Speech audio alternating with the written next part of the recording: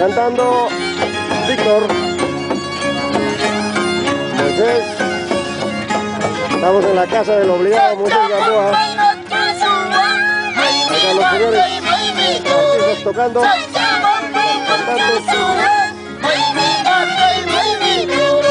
Y los señores corneteros, caramba, ahí están, apenas ya están curando, dice, ¿qué hora tocarán? A ver la corneta, muestra. La corneta, muestra, levanta la corneta.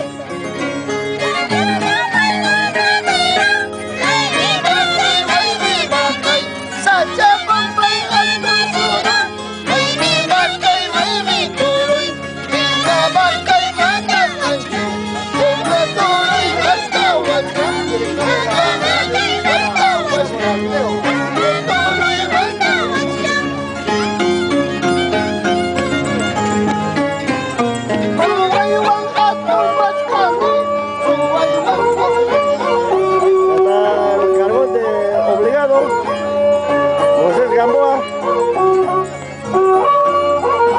Nos encontramos en su casa de Moisés Gamboa.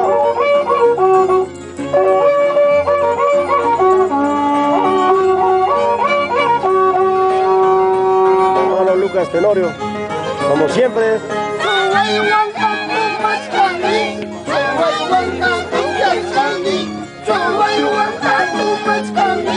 Ahí está la señora Gamboa, el cargonte de mayordomo.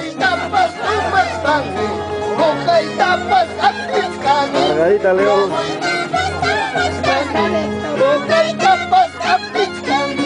Nuestro hermano Jeremías Najarro está de cargo, mayordomo.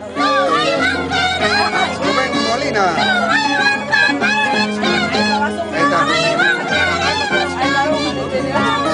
Ahí está Víctor, como siempre, bailando, caramba.